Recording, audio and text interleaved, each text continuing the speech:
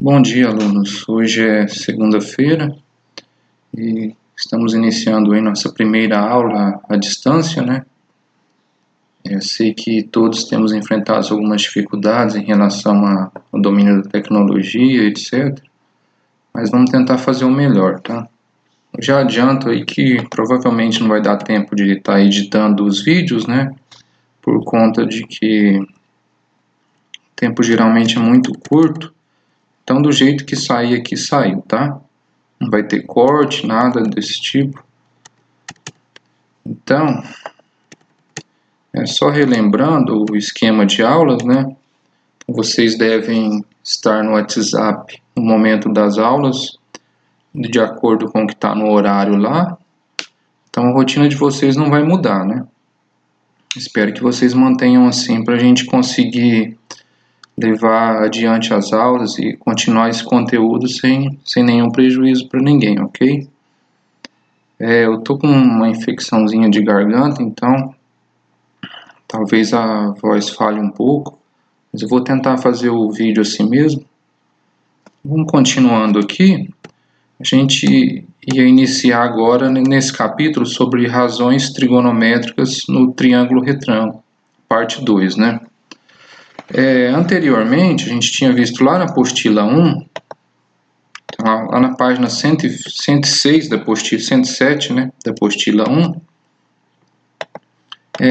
as razões trigonométricas no triângulo retângulo, algumas básicas, né, vamos dizer assim. Então, essas essenciais, elas dizem o seguinte, ó, vamos só relembrar, né? Então, você tem o seno de um ângulo. Lembrando que tudo que a gente está falando aqui é em relação ao triângulo retângulo, ok? Então, aqui, ó, se você tem o seno de um ângulo, ele vai ser sempre o cateto oposto ao ângulo sobre a hipotenusa, né?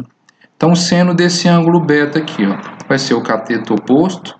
Qual que é o cateto oposto? É o lado oposto ao ângulo. Então, seria esse sobre a hipotenusa. A hipotenusa é o lado oposto ao ângulo de 90 graus, correto? Mesma coisa, ó, o seno do ângulo alfa vai ser o cateto oposto ao ângulo, vai ser B sobre a hipotenusa, A, correto? E o cosseno do ângulo é o cateto adjacente sobre a hipotenusa. Então, o cosseno de beta é o adjacente é aquele que toca o ângulo, vamos dizer assim, né? Então, o cosseno de beta seria B, né? Lado B dividido pela hipotenusa, que é o lado A. E a tangente do ângulo seria o cateto oposto sobre o cateto adjacente. Então, a tangente de alfa é B sobre C e a tangente de beta é C sobre B.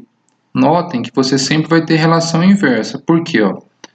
O que é oposto a esse ângulo, né, vai ser o adjacente ao outro ângulo. E o que é oposto a esse vai ser o adjacente a esse. Então, por exemplo, no triângulo retângulo, você vai ter sempre isso. A tangente de um ângulo vai ser o o inverso da tangente do outro ângulo, correto? Agora, com o seno e cosseno, o que vai acontecer? Por exemplo, o seno de beta ele vai ser igual ao seno de alfa, tá? Então, o seno de beta vai ser igual ao cosseno de alfa. Por quê? Olha, o seno de beta, ele é o quê? Ele é B sobre C. Não, o seno de beta é C sobre A, né?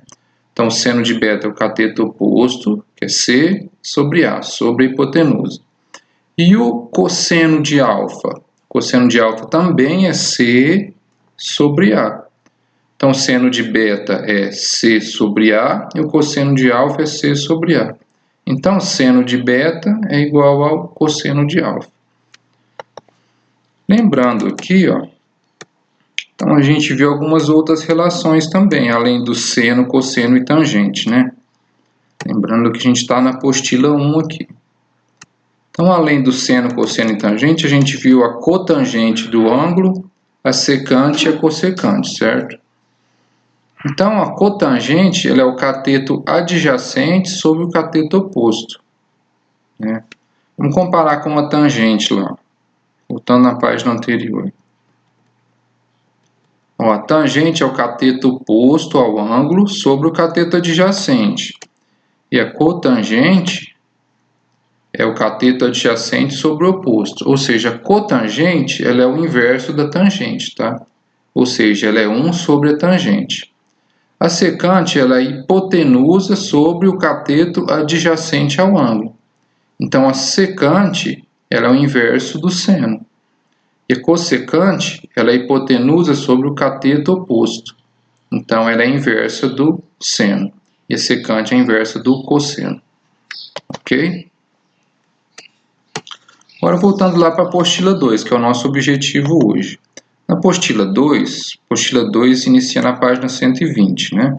O conteúdo que a gente está estudando agora. Ela vai falar sobre as razões trigonométricas no triângulo retângulo. Então, primeiro, ela vai falar sobre as identidades trigonométricas, tá? Então, o que a gente entende por identidade na matemática? Aqui ele dá um exemplo. Então, tenho duas equações que são iguais. Eu vou dizer que ela é uma identidade se elas forem iguais para todo o valor de x. Então, tem essas duas equações. Elas são uma identidade? Bom, você fala, não, depende, né? Depende do valor de x. Mas essa aqui ela é igual para todo x, exceto quando x é igual a zero, né? Óbvio, né? Porque se você tem zero aqui, então você vai ter 2 vezes zero, você vai ter uma divisão por zero que não é permitida. E aqui também, você teria divisão por zero. Então, desde que x seja diferente de zero, tá? Se x for diferente de zero, tem uma restrição aqui, né? X diferente de zero. Então, se x for diferente de zero, o que acontece? Essa equação, essa igualdade será uma identidade, ok? Caso contrário, ela não é nem sequer definida, né? Então, por identidade, a gente entende isso. Quando equações são iguais, você sempre vai ter uma igualdade envolvida, tá? E um lado vai ser sempre igual ao outro, independente do valor da variável. Então, uma das primeiras identidades que a gente estuda na trigonometria, uma das mais importantes, é essa aqui. Eu vou mostrar ela primeiro, né? Depois eu vou mostrar como que a gente chega nessa identidade. Essa identidade aqui, ó, que é o seno ao quadrado de x mais cosseno ao quadrado de x, que é igual a 1. Tá? Essa é uma das identidades mais importantes da trigonometria.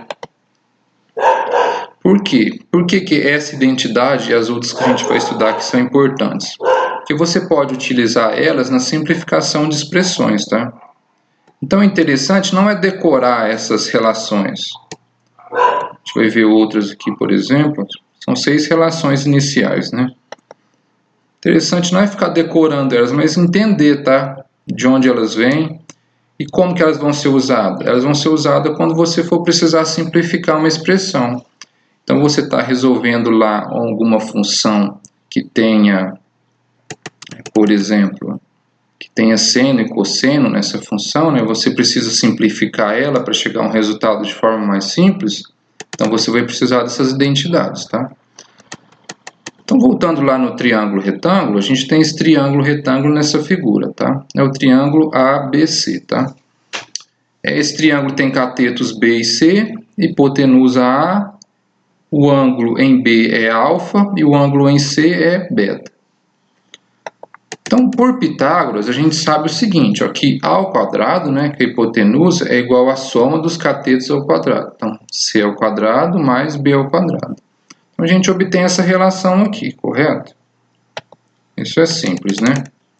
Então, a partir dessa relação, o que a gente pode fazer? É fácil uma manipulação aqui, ó. Que tipo de manipulação? Você vai dividir ambos os lados da igualdade por A ao quadrado. Você divide ambos os lados por A. Por que eu posso fazer isso? Lembrando que eu tenho uma igualdade, né? Então, tudo que eu fizer de um lado, eu posso fazer do outro também, sem alterar a igualdade. Então, vou dividir B ao quadrado por A, vou dividir C ao quadrado por A, e vou dividir A ao quadrado por A. Tá? Então, ó, A ao quadrado dividido por A vai ser por A ao quadrado vai ser igual a 1. Aqui eu vou colocar em evidência, ó. Ao invés de escrever b ao quadrado sobre a ao quadrado, eu vou escrever b dividido por a ao quadrado. Essa é uma das propriedades que a gente estudou lá na potenciação e radiciação, naquele capítulo que falava sobre isso, tá? Aqui é a mesma história, c ao quadrado dividido por a ao quadrado. Então, vou escrever c dividido por a ao quadrado. Não mudei nada até agora, tá? Da minha equação. Esse símbolo aqui, essa seta, quer dizer o quê? Que essa equação é equivalente a essa. Então, estou fazendo um processo lógico, ó. Essa equação é equivalente a essa e essa é equivalente a essa. Agora, eu vou pensar o seguinte. O que é B dividido por A? Lembrando lá das relações trigonométricas. Vamos pensar, ó, B dividido por A, é a hipotenusa, né? Então, B ele é o cateto oposto ao ângulo alfa. Então, posso pensar o seguinte. Qual que é a relação que envolve o cateto oposto? É o seno, né? Então, o seno de alfa, ele é cateto oposto, que é B dividido por A. Então, seno de alfa ele é o cateto oposto, B dividido pela hipotenusa, que é A. Então, ó, B sobre A é o seno de alfa. Então, o que eu posso fazer? No lugar de B sobre A, eu escrevo seno ao quadrado de alfa. Notem, ó, que não é seno de alfa ao quadrado, tá? É seno ao quadrado de alfa. Por quê? O B sobre A é seno de alfa.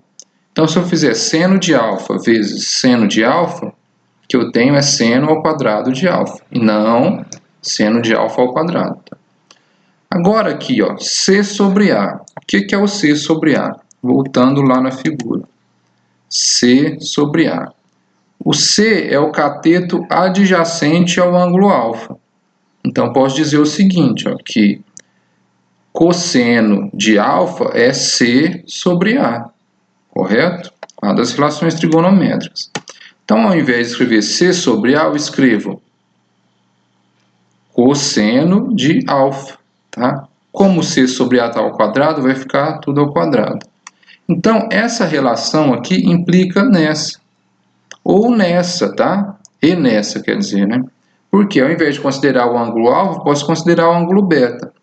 Lembra que eu disse inicialmente lá que o seno de alfa é igual ao cosseno de beta? Então, eu estou fazendo aqui, só estou trocando isso. Trocando as funções trigonométricas. Ao invés de escrever seno de alfa, eu estou escrevendo cosseno de beta. Ao invés de escrever cosseno de alfa, eu estou escrevendo seno de beta igual a 1. Então, chegamos nessa relação. Em alguns livros, ela é chamada de relação fundamental da trigonometria, tá? É uma das mais importantes. Eu vou parar esse vídeo por aqui, porque senão fica muito grande para fazer o download no YouTube. E já gravo a parte 2, ok?